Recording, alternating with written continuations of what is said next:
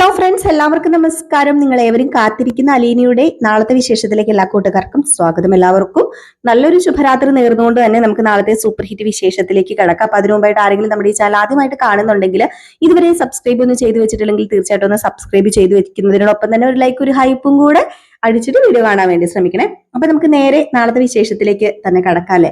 അങ്ങനെ നമ്മുടെ ബബിതേനെയും കൂട്ടി മനുവും അലീനയും കൂടി കോളേജിലേക്ക് ചെന്നിരിക്കുകയാണ്.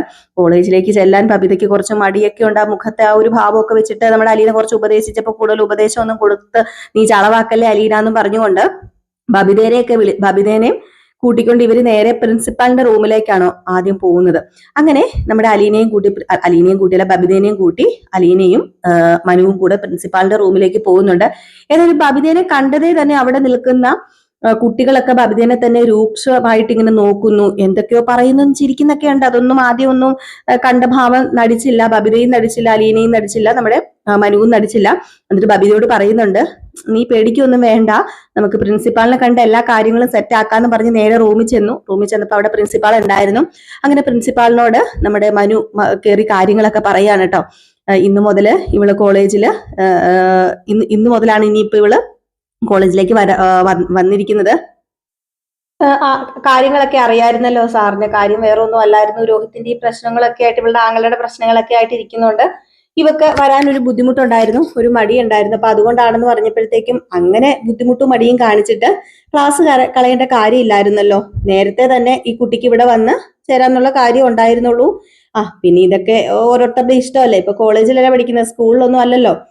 ചില കുട്ടികൾ ലീവ് എടുക്കും, ചില കുട്ടികൾ ലീവ് എടുക്കത്തില്ല. അതൊക്കെ അവനവന്റെ ഇഷ്ടമാണ്. പഠിക്കോ പഠിക്കാതിരിക്കോ ഇപ്പോഴൊന്നും അങ്ങനെ നിർബന്ധിച്ച് ഞങ്ങൾക്ക് വിളിച്ചു വരുത്തേണ്ട കാര്യമൊന്നുമില്ല. പിന്നെ നിങ്ങളുടെ ഇഷ്ടമല്ലേ, ഇനിയിപ്പോ ഒരു വർഷം പോയെങ്കിൽ അടുത്ത വർഷം. അപ്പൊ അതുകൊണ്ടാണ് ഞങ്ങൾ നിർബന്ധിക്കാതിരുന്നത്. പിന്നെ ഇവിടെ വന്ന് പഠിച്ചു എന്ന് ഓർത്തോണ്ട് ഒരു കുഴപ്പവും സംഭവിക്കാൻ പോകുന്നില്ല എന്നൊക്കെ ആ പ്രിൻസിപ്പാൾ വളരെ നല്ല രീതിയിലൊക്കെ സംസാരിച്ചു. അപ്പൊ ഇത് കേട്ടപ്പോ തന്നെ നമ്മുടെ അലീനയ്ക്കും മനുവിനൊക്കെ കുറച്ച് ആശ്വാസമായിട്ടോ. നല്ലൊരു ബിഹേവ് ചെയ്താണ് പുള്ളിക്കാരൻ വിടുന്നത്. അപ്പം ബബിതയോട് പറഞ്ഞു, പേടിക്കണ്ട, പ്രിൻസിപ്പാളൊക്കെ നിന്നെ സപ്പോർട്ട് ചെയ്യുന്നുണ്ട്, ബാക്കി എല്ലാവരും നിന്നെ സപ്പോർട്ട് ചെയ്ത് നിൽക്കുന്നുണ്ട്. പിന്നെ നീ എന്തിനാ പേടിക്കേണ്ട ആവശ്യമൊന്നുമില്ല, നീ ഇനി ധൈര്യമായിട്ട് പൊക്കോളൂ, ക്ലാസ്സിലേക്ക് പൊക്കോളൂ എന്ന് പറഞ്ഞു. അപ്പോഴത്തേക്കും അലീന പറഞ്ഞു, അവളെ തന്നെ വിടണ്ട മനുവേട്ടൻ, നമുക്കൊരു കാര്യം ചെയ്യാം, അവളുടെ കൂടെ പോകാന്ന് പറഞ്ഞിട്ട് ഇവര് നേരെ പെട്ടെന്ന് ബബിത അങ്ങ് പോകാൻ തുടങ്ങിയപ്പോഴത്തേക്കും അലീന തന്നെ നിൽക്കുക, ഞങ്ങളും കൂടെ ക്ലാസ്സിലേക്ക് വരാന്ന് പറഞ്ഞിട്ട് നേരെ ക്ലാസ്സിലേക്ക് ഇവളെ ആക്കാൻ വേണ്ടി, നമ്മുടെ ബബിതേനെ ആക്കാൻ വേണ്ടി പോവുകയാണ്. അപ്പൊ അതിനിടയിൽ അലീന വീണ്ടും ഇങ്ങനെ ഉപദേശമൊക്കെ ഒരുപാട് കൊടുക്കുന്നുണ്ട് കേട്ടോ. മോള് പേടിക്കൊന്നും വേണ്ട, സാരമൊന്നുമില്ല, നമുക്കെല്ലാം ശരിയാക്കാം, എല്ലാം ശരിയാകും, പഠിത്തത്തിൽ മാത്രം ശ്രദ്ധിക്കുക, അത് മാത്രം മതി, ബാക്കി ആരൊക്കെ എന്തു പറഞ്ഞാലും ഈ ചെവി കൂടെ കേട്ട് ഈ ചെവി കൂടെ കളഞ്ഞാൽ മാത്രം മതി, വേറെ ഒന്നും നോക്കണ്ട, നീ ബാലചന്ദ്രന്റെ മകളാണ്, നീ അത് മറക്കരുത്, നീ പഠിക്കുക, ഇപ്പൊ അത് മാത്രം നീ നോക്കിയാൽ മതി എന്നൊക്കെ പറഞ്ഞിട്ടാണ് ഇങ്ങനെ കൊണ്ടുപോകുന്നത്. അപ്പൊ ഇങ്ങനെ കൊണ്ടുപോകുമ്പോഴത്തേക്കും വീണ്ടും അവിടെ ആ ചുറ്റിനും ഈ കുറെ പേരൊക്കെ നിൽപ്പുണ്ടായിരുന്നല്ലോ. അപ്പൊ ആ കുറെ പേരൊക്കെ നിൽക്കുന്നത്, അതായത് അവിടുത്തെ സ്റ്റുഡൻസ് ഒക്കെ ഉണ്ടായിരുന്നു, അതായത് നമ്മുടെ ബബിതയുടെ കൂട്ടുകാരികളും ഒക്കെ ഉണ്ട്. അപ്പൊ ഇവരെല്ലാവരും കൂടെ എന്തൊക്കെയോ പറഞ്ഞ് ചിരിക്കുന്നുണ്ട്. അത് വേറൊന്നുമല്ല പറയുന്നത്, നമ്മുടെ രോഹിത്തിനെ കുറിച്ച് തന്നെയാണ്. ആ റേപ്പ് കേസിലെ പ്രതിയുടെ പെങ്ങളല്ലേ ഇവള് എന്നൊക്കെ പറഞ്ഞിങ്ങനെ എന്താ പറയാ, ഒരുമാതിരിയുള്ള ഒരു നോട്ടവും ചിരിയും ഒരു കളിയാക്കലും ഒക്കെ. കുറെയൊക്കെ നമ്മളെ അലീന കണ്ടില്ല എന്നൊക്കെ നടിച്ചു, കണ്ടില്ല കേട്ടില്ല എന്നൊക്കെ നടിച്ചു. മനുവിനെ പ്രതികരിക്കുന്ന കൂട്ടത്തിലല്ലോ, വലിയ രീതിയിലൊന്നും മനു പ്രതികരിക്കത്തില്ല. എന്നിട്ടും അലീനയ്ക്ക് അങ്ങോട്ട് എന്താ പറയാ, ഇങ്ങനെ ഈ കൂടെ ഇങ്ങനെ ആൾക്കാർ ഇങ്ങനെ ഭയങ്കരമായിട്ട് ഒച്ച ആൾക്കാരല്ല, സ്റ്റുഡൻസ് ഇങ്ങനെ ഒച്ചത്തിലൊക്കെ ചിരിക്കുന്ന കണ്ടപ്പോഴത്തേക്കും അലീനയ്ക്ക് സഹിച്ചില്ല കേട്ടോ.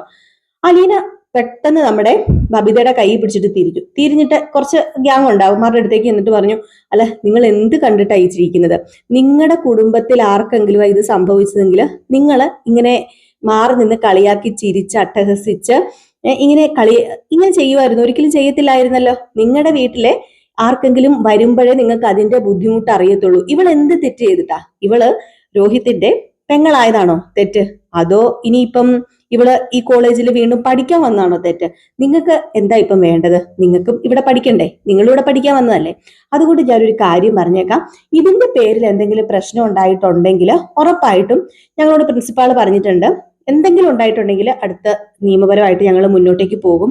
കളിയാക്കാനോ അതുപോലെ തന്നെ ഇവളെ ശല്യപ്പെടുത്താനോ അതിന്റെ പേരിൽ ഇവളെ നാണം കെടുത്താനോ പാടില്ല. നിങ്ങളൊന്ന് ചിന്തിച്ചു നോക്ക്, നിങ്ങളുടെ കുടുംബത്തിലെ ഒരാളായിട്ട് ബബിതേനെ കണ്ടു നോക്ക്, നിന്റെ പെങ്ങളായിട്ട്.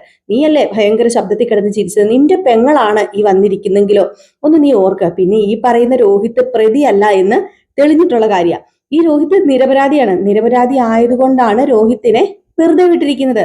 അവന് ഈ കോടതി ജാമ്യം കൊടുത്തിട്ടുണ്ട്, വെറുതെ ഒന്നുമല്ല, തെളിവ് സഹിതം ഉണ്ട് അവരുടെ കയ്യിൽ. അതുകൊണ്ടാണ് അവൻ നിരപരാധിയാണെന്നും പറഞ്ഞുകൊണ്ട് ജാമ്യം കൊടുത്തിരിക്കുന്നത്. അപ്പൊ നിങ്ങൾ ഈ കാണിക്കുന്നത് നിയമത്തിനെതിരെ ആയിട്ടുള്ള കാര്യങ്ങളൊക്കെ അല്ലേ. അപ്പൊ അതുകൊണ്ടാണ് ഞാൻ പറഞ്ഞത്, ദേ നമുക്കൊക്കെ ഒരു ഇതിലങ്ങ് പോകാം, അത് മതി. നിങ്ങളുടെ കൂട്ടുകാരിയല്ലേ, നിങ്ങൾ ആ ഒരു രീതി കാണുക. നമുക്കപ്പം അങ്ങോട്ടും ഇങ്ങോട്ടും ഒരു ഇതിലങ്ങ് പോകാം. അല്ലാതെ വേറെ എന്തെങ്കിലും രീതിയിൽ ഇവക്ക് അപമാനമോ ശല്യമോ ഒക്കെ ആയിട്ട് മാറിക്കഴിഞ്ഞിട്ടുണ്ടെങ്കിൽ ഇതല്ലായിരിക്കും ഇവിടെ സംഭവിക്കാൻ പോകുന്നത്. ഞങ്ങള് ബാക്കി എന്താണെന്ന് വെച്ചാൽ ചെയ്യും. നേരെ വാ നേരെ പോകുന്നതാണെങ്കിൽ ഞങ്ങൾ നേരെ വാ നേരെ പോകുന്നത് തന്നെയാ. നിന്റെ കുടുംബത്തിലെ ഒരാളായിട്ട് നോക്കി ഇവളെ ആ ഒരു രീതിയിൽ കാണാനാണെങ്കിൽ ഓക്കെ, അങ്ങനെ കണ്ടുകൂടെ എന്നൊക്കെ ചോദിച്ച് നമ്മുടെ അലീന കുറെ അങ്ങോട്ട് പറഞ്ഞു കഴിഞ്ഞപ്പോഴത്തേക്കും ഇവന്മാർക്ക് അങ്ങ് ചമ്മി വിളറി ഇങ്ങനെ വെളുത്തു പോയിട്ടോ. ഇവന്മാർക്ക് ഒരു നാണക്കേട് പോലെ ആയി, എന്താ ചെയ്യണ്ടായിരുന്നു എന്നൊരു അവസ്ഥയായി പോയി. ഏതായാലും നമ്മുടെ ബബിതയ്ക്കും ഭയങ്കര ഒരു ആശ്വാസമായിട്ടോ. കാരണം അലീന ഇത്രയൊക്കെ പറഞ്ഞത് കൊണ്ട് തന്നെ അത്യാവശ്യം അവിടെ ഉള്ള കോളേജിലെ മൊത്തം സ്റ്റുഡൻസും അവിടെ ഒന്ന് തടിച്ചു കൂടിയിട്ടുണ്ടായിരുന്നു. അപ്പൊ അതുകൊണ്ട് തന്നെ നമ്മുടെ ബബിതയ്ക്കും ആശ്വാസമായി. ബബിതയോട് പറഞ്ഞു പൊക്കോളാൻ പറഞ്ഞു ക്ലാസ്സിലേക്ക്, ധൈര്യമായിട്ട് നീ പൊക്കോ, ഈ ചെവി കൂടെ കേട്ട് ആ ചെവി കൂടെ കളയുക, ചില കാര്യങ്ങളൊക്കെ കാണാതെ കണ്ണടച്ച് നിൽക്കുക, അത് മാത്രം മതി. നീ പഠിക്കാനാണോ വന്നത്, പഠിക്കുക, എക്സാം എഴുതണ്ടേ, അത് മാത്രം മതി എന്ന് പറഞ്ഞിട്ട് അലീന ബബിതേനെ നേരെ വിട്ടു, ആ ഒരു ക്ലാസ് റൂമിലേക്ക് കയറ്റി വിട്ടു കേട്ടോ. ഇതൊക്കെ കഴിഞ്ഞപ്പോഴത്തേക്കും നമ്മുടെ അലീന ഇറങ്ങി വന്നു. മനുവും അലീനയും കൂടെ ഇങ്ങനെ ഡ്രൈവ് ചെയ്ത് വരികയാണ്. അപ്പൊ അലീനയോട് ഇങ്ങനെ മനു ചോദിക്കുന്നുണ്ട്, എന്തോ മാജിക് ഉണ്ടല്ലോ അലീനെ നിനക്ക്, നീ ഇങ്ങനെ എല്ലാവരെയും നീ ഇങ്ങനെ സോഫ്റ്റ് ആയിട്ട് പെരുമാറി പെരുമാറി പെരുമാറി നിന്റെ വശത്തേക്ക് ആക്കിയിട്ടുണ്ടല്ലോ, എന്തോ ഒരു മാജിക് ഉണ്ടല്ലോ, നീ മജീഷ്യനാണോ എന്ന് ചോദിച്ചപ്പോഴത്തേക്കും ആ കാര്യത്തിന് ഞാൻ ചെറിയൊരു മജീഷ്യനൊക്കെ ആണ്. അതെ, ഈ മാജിക് എന്നെ ആരാ പഠിപ്പിച്ചതെന്ന് അറിയാമോ? എന്റെ ചിത്താമ്മ പഠിപ്പിച്ചതാണ്. ഞാൻ അനാഥാലയത്തിൽ വളർന്നുകൊണ്ട് എനിക്ക് ഈ മാജിക് കിട്ടിയത് എന്നൊക്കെ ഇങ്ങനെ അലീന ഇങ്ങനെ തമാശ രൂപേണ ഇങ്ങനെയൊക്കെ പറയാണ്. അപ്പൊ ഇവർ രണ്ടുപേരും ഇങ്ങനെ സംസാരിക്കുന്നതിന്റെ ഇടയിൽ നമ്മുടെ മനുവിന് പറയാനൊരു ബുദ്ധിമുട്ട്, ഹരിയുടെ കാര്യം പറയണമെന്നുണ്ട്. കാരണം പറഞ്ഞിട്ടുണ്ടല്ലോ, ശിവനും പറഞ്ഞിട്ടുണ്ട്, ഈ പറയുന്ന നമ്മുടെ ഗംഗേട്ടനെ, അതായത് ഗംഗാധരൻ മേനോനും ഒക്കെ പറഞ്ഞിട്ടുണ്ട്, അലീനോടൊന്ന് സംസാരിച്ച് നോക്ക്, പോയാൽ ഒരു വാക്ക് അത്ര വലിയ ഉള്ളൂ, അപ്പൊ ഒന്ന് സംസാരിച്ച് നോക്കാം. അപ്പൊ എല്ലാവരുടെയും ഈ പ്രഷർ കാരണം നമ്മുടെ മനുവും എന്നാ പിന്നെ ഇനിയിപ്പൊ താൻ പറഞ്ഞില്ല എന്ന് വേണ്ട എന്ന് ഓർത്തിട്ട് നമ്മുടെ മനു അലീനയോട് കാര്യങ്ങൾ ചോദിക്കുകയാണ്. നീ അന്ന് അവിടെ ശരണ്യനെ പോയി ശരണ്യോട് സംസാരിക്കുകയൊക്കെ ചെയ്തില്ലേ, അവളുമായിട്ട് നീ നല്ല കൂട്ടല്ലേ, നമ്മുടെ ഹരിയുടെ എന്ന് പറഞ്ഞതും അലീന പറഞ്ഞു, വേണ്ട മനുവേട്ട, പറയണ്ട, ആ കാര്യം മനുവേട്ടൻ എന്നോട് പറയരുത്.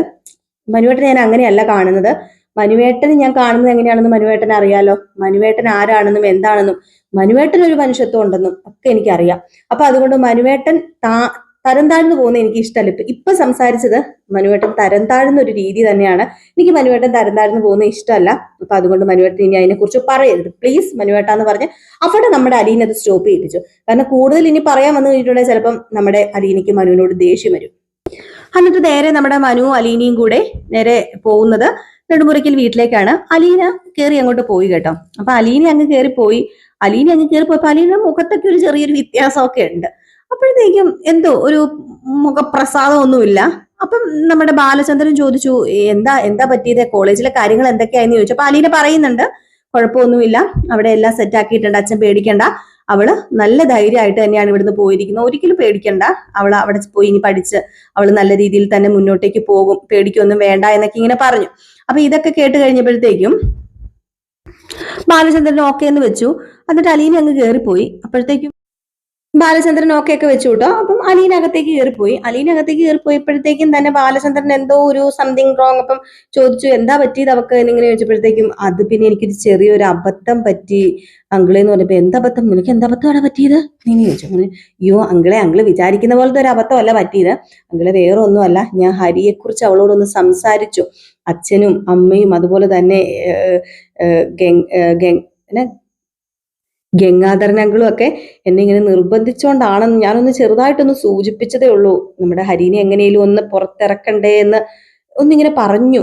അപ്പൊ തന്നെ അവളുടെ മുഖത്തിന്റെ ഭാവമൊക്കെ അങ്ങ് മാറി എന്ന് പറഞ്ഞപ്പോഴത്തേക്കും, എന്തിനാ മനു വെറുതെ നീ ഹരിയുടെ കാര്യം സംസാരിക്കാൻ പോയത്, അതിന്റെ വല്ല ആവശ്യം ഉണ്ടായിരുന്നോ? ആ കാര്യം അവളോട് സംസാരിച്ചിട്ടുണ്ടെങ്കിൽ അവളും നീയും തമ്മിൽ തെറ്റേണ്ട വരും. ആ കാര്യം ആര് സംസാരിച്ചാലും തെറ്റേണ്ട വരും. അവൾ ഒരിക്കലും ഹരിയുടെ കാര്യം പറഞ്ഞ് ശരണ്യനെ കാണാൻ പോവുകയോ ശരണ്യയുടെ മുമ്പിൽ ചെന്ന് അപേക്ഷിക്കുകയൊന്നും ചെയ്യത്തില്ല. അവൾക്കൊരു അഭിമാനമുണ്ട്, ഒരു ആത്മാർത്ഥതയുണ്ട്. അതും ആ ഒരു ശരണ്യ എന്ന് പറയുന്ന പെങ്കൊച്ചിനോട് തന്നെ.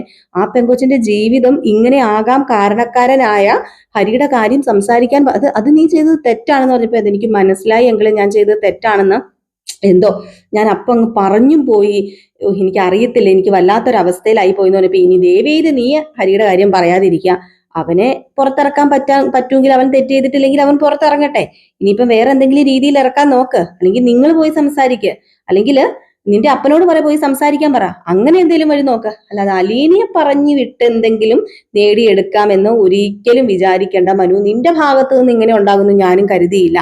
അവൾ ഒരിക്കലും അതിന് സമ്മതിക്കില്ല. രോഹിത്തിനെ വരെ ഒരു ദിവസം ഞാൻ പറഞ്ഞു, രോഹിത്തിനെ രക്ഷിക്കുന്ന കാര്യം പറഞ്ഞപ്പം രോഹിത്ത് കുറ്റവാളിയാണെങ്കിൽ രോഹിത്ത് ശിക്ഷിക്കപ്പെടണമെന്ന് തന്നെ അവള് പറഞ്ഞത്. ഒരിക്കലും അവളുടെ സ്വന്തം ആങ്ങളെ ആയിട്ട് പോലും രക്ഷിക്കാൻ നോക്കില്ല. പിന്നെയാണോ ഹരിയെ ഇത്രയും തെറ്റ് ചെയ്ത്, അതും അവളെ എന്തുമാത്രം ദ്രോഹിച്ചിട്ടുണ്ട് ഹരിയെ, ആ ഹരിനെ രക്ഷിക്കാനായിട്ട് അവള് കൂട്ടു നിൽക്കുവോ?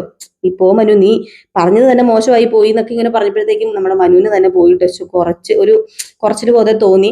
ഏതായാലും അലീനയുടെ അടുത്ത് ചെന്നു. അലീനയുടെ അടുത്ത് ചെന്നിട്ട് ഒരു സോറി ഒക്കെ പറയുന്നുണ്ട്. അലീന സോറി, ഞാൻ അങ്ങനെ ഉദ്ദേശിച്ച് പറഞ്ഞല്ല എന്നൊക്കെ പറഞ്ഞപ്പോഴത്തേക്കും മനുവേട്ട സാരമില്ല, പോട്ടെ, മനുവേട്ടന് ഒരിക്കലും ഇനി അങ്ങനെ പറയരുത് എന്ന് പറഞ്ഞ് അങ്ങ് മാറ്റി വിടുന്നേ ഉള്ളൂ. ഒരിക്കലും മനുവിനെ ധിക്കരിച്ച് മനുവിനോട് ഒരു അഹങ്കാര വർത്താനം ഒന്നും നമ്മുടെ അലീന പറയത്തില്ല. അപ്പൊ ഇതൊക്കെ കഴിഞ്ഞ് പിന്നെ ഏതായാലും വന്നതല്ലേ, നമ്മുടെ വൈജ മേഡത്തിനെ കാണാതെ പോയാൽ ശരിയാണോ? ഹോസ്പിറ്റലിൽ നിന്നൊക്കെ വന്നതുകൊണ്ട് വൈജേനെ ഒന്ന് കാണണമല്ലോ. അപ്പൊ മനു നേരെ വൈജയുടെ അടുത്തേക്ക് പോയി. വൈജയുടെ അടുത്തേക്ക് ഒന്ന് വാതിലൊക്കെ തുറന്നു പതുക്കെ, വൈജ പുറത്ത് നിൽക്കായിരുന്നു തോന്നേ, അങ്ങനെ ഏതോ ഒരു സിറ്റുവേഷൻ. അങ്ങനെ നമ്മുടെ വൈജേനെ കണ്ടു. വൈജേനെ കണ്ടതും നമ്മുടെ വൈജയ്ക്ക് അത്രയ്ക്ക് വലിയ ചിരിയോ, വൈജയുടെ മുഖത്തൊരു വൈഗ്ലഭ്യമൊക്കെ, വൈജയ്ക്ക് എന്തോ ഒരു അസ്വസ്ഥത നമ്മുടെ മനുവിനെ കണ്ടിട്ട്. അപ്പോഴത്തേക്കും മനു ചോദിച്ചു, എന്തു പറ്റി വൈജ ആന്റി, പഴയ ആ ഒരു ചുറുചുറുക്കൊന്നും ഇല്ലല്ലോ ആന്റിക്ക്, മൊത്തം ഡാമേജ് ആയോ, ഹോസ്പിറ്റലിൽ കിടന്ന് മൊത്തം ഡാമേജ് ആയോ എന്ന് ചോദിച്ചപ്പോഴത്തേക്കും, നീ എന്നെ കൂടുതൽ ഡാമേജ് ആക്കാനൊന്നും നോക്കണ്ട, വൈജ ഡാമേജ് ആയിട്ടൊന്നുമില്ല, വൈജ ഇപ്പം അധികം ശക്തമായിട്ട് തന്നെയാ തിരിച്ചു വന്നിരിക്കുന്നത്, നീ അങ്ങനെയൊന്നും ഓർക്കണ്ട. പിന്നെ ഒന്ന് ഓർത്താ മതി, അലീനയുടെ കൂടെ നിൽക്കുന്നവരെല്ലാം ഈ വൈജയുടെ ശത്രുക്കളായിരിക്കും, അത് മാത്രം നീ ഓർത്താ മതി എന്ന് പറഞ്ഞപ്പോ, അപ്പൊ ഞാൻ ആന്റിയുടെ ശത്രു ആയതുകൊണ്ടാണോ ആന്റി എന്റെ മുഖത്ത് നോക്കി ഒന്ന് ചിരിക്കാത്തത്? കഷ്ടായി പോയി കേട്ടോ, ഇത് വലിയ കഷ്ടായി പോയി. ആന്റി ചിരിച്ചില്ലെങ്കിൽ എനിക്ക് സമാധാനം കിട്ടും, ഉറക്കം വരുമോ എന്നൊക്കെ ചോദിച്ചപ്പോഴത്തേക്ക് നീ എന്താ കളിയാക്കുവാണോ? കളിയാക്കൊന്നും അല്ല, ഞാൻ ആന്റിയോട് പറഞ്ഞ കാര്യമായിട്ട് തന്നെയാണ്.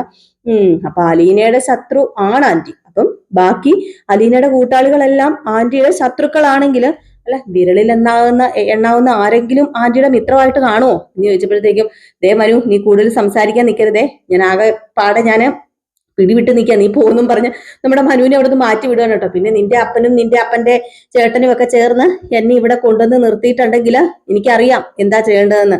ഈ വൈജയ്ക്ക് ഒറ്റയ്ക്ക് ജീവിക്കാനുള്ള പ്രാപ്തി ഉണ്ട്, ആരില്ലെങ്കിലും, മക്കളില്ലെങ്കിലും, ആങ്ങളമാരില്ലെങ്കിലും, ഭർത്താവില്ലെങ്കിലും ഈ വൈജയ്ക്ക് ഒറ്റയ്ക്ക് ജീവിക്കാൻ അറിയാം എന്നൊക്കെ പറഞ്ഞു. അപ്പൊ ഇതൊക്കെ കേട്ടു നമ്മുടെ മനുവിന് ഏകദേശം വയറ് നിറഞ്ഞു. പിന്നെയാണ് നമ്മുടെ മനു രോഹിത്തിനെ കാണാനായിട്ട് പോകുന്നത്. അപ്പൊ രോഹിത്തിന്റെ ആ ഒരു മാറ്റത്തെക്കുറിച്ച് ബാലചന്ദ്രനും അലീനയും പറയുന്നുണ്ടായിരുന്നേ. കാരണം രോഹിത്ത് ഒരുപാട് മാറിയിട്ടുണ്ട്, രോഹിത്ത് പഴയ രോഹിത്ത് അല്ല, അലീനയെ സ്നേഹിച്ച് തുടങ്ങിയിട്ടുണ്ട്. അലീനയെ മാത്രമാണ് നമ്മുടെ അലീന മാത്രം ചെല്ലുമ്പോഴാണ് പ്രതികരിക്കുന്നത്, അലീനയോട് ആ ഒരു സോഫ്റ്റ് കോർണറിലാണ് ഇടപെടുന്നത് എന്നൊക്കെ ഇങ്ങനെ നമ്മുടെ മനുവിനോട് പറഞ്ഞിട്ടുണ്ട്. അപ്പം മനു നേരെ കുറെ ദിവസങ്ങൾക്ക് ശേഷമാണ് രോഹിത്തിനെ കാണാൻ കയറുന്നത്. രോഹിത്ത് ഒരു വല്ലാത്ത അവസ്ഥയിൽ തന്നെയാണുള്ളത്. എന്നിട്ട് രോഹിത്തിനെ കയറി മനു കണ്ട ഉടനെ തന്നെ രോഹിത്ത് തിരിഞ്ഞപ്പോഴത്തേക്കും രോഹിത്തിനോട് മനു ചോദിച്ചു, വിശേഷമൊക്കെ ഇങ്ങനെ തിരക്കാണ്, നീ ഇങ്ങനെ ചടഞ്ഞു കൂടിയൊന്നും ഇവിടെ കിടക്കരുത്, പനിയൊക്കെ മാറുക, പതുക്കെ നീ ഒരു കാര്യം ചെയ്യണം, എന്നെ വിളിച്ചാൽ മതി, നമുക്ക് പുറത്തേക്കൊക്കെ ഒന്ന് പോകാം, നിനക്കിപ്പം മനസ്സിലായി കാണുമല്ലോ കാര്യങ്ങളൊക്കെ, നിന്നെ നല്ല രീതിയിൽ തന്നെയല്ലേ അലീന നോക്കുന്നതെന്ന് ചോദിച്ചപ്പോഴത്തേക്കും നമ്മുടെ രോഹിത അതെ എന്ന് മറുപടി പറയുന്നുണ്ട് കേട്ടോ. ഏതായാലും അലീന നല്ല രീതിയിൽ തന്നെയല്ലേ നോക്കുന്നു എന്ന് ചോദിച്ചപ്പോൾ നമ്മുടെ രോഹിത് അതേ എന്ന് മറുപടി പറഞ്ഞിട്ടുണ്ടെങ്കിൽ അലീന ഇപ്പൊ രോഹിത്തിന് അത്രമാത്രം പ്രിയപ്പെട്ടതായി കഴിഞ്ഞിരിക്കുന്നു, അത് ഉറപ്പുള്ള കാര്യം തന്നെയാണ്. അപ്പൊ നമുക്ക് കാത്തിരുന്നതിനെ കാണാം എന്തൊക്കെയാണ് സംഭവിക്കാൻ പോകുന്നതെന്ന്. അപ്പൊ എല്ലാവരും കാത്തിരിക്കട്ടെ. അപ്പൊ അടിപൊളി വിശേഷമാണ് ഓരോ ദിവസവും വരാൻ പോകുന്നത്. രാവിലെ നമ്മൾ ഫുൾ വിശേഷവും വൈകിട്ട് പ്രമോ വിശേഷവുമാണ് ഇടുന്നത് കേട്ടോ. രാവിലെ 2-3 ദിവസമായിട്ട് വിശേഷം ഡിലേ ആണ്, വൈകിട്ടൊക്കെയാണ് എത്തുന്നത്. മാക്സിമം നമ്മൾ നിങ്ങളുടെ മുമ്പിൽ വിശേഷങ്ങളൊക്കെ എത്തിക്കാൻ ശ്രമിക്കുന്നുണ്ട് കേട്ടോ. അതിനോടൊപ്പം തന്നെ രേവതിയുടെയും സച്ചിയുടെയും കഥയും നയനയുടെയും ആദർശിന്റെയും കഥയും നമ്മൾ ഇടാറുണ്ട്. അത് നമ്മൾ എന്നും രാവിലെ തന്നെ ജിൽജിൽസിനകത്താണ് ഇടുന്നത്. അപ്പം അതും എല്ലാവരും ഒന്ന് പോയി കാണുക, സപ്പോർട്ട് ചെയ്യുക. അപ്പൊ നിങ്ങളുടെ സ്നേഹത്തിനും സപ്പോർട്ടിനും ഒക്കെ ഒരുപാട് നന്ദിയോടെ വീണ്ടും നിങ്ങളുടെ സ്നേഹവും സപ്പോർട്ടും ഒക്കെ ഇതേപടി ഉണ്ടാകുമെന്ന് പ്രതീക്ഷയോട് കൂടി നിർത്തുന്നു. നെക്സ്റ്റ് വീഡിയോ ആയിട്ട് കാണാം. ലൈക്ക് അടിക്കാനും അതുപോലെ ഹൈപ്പ് ചെയ്യാനും മറക്കരുതേ.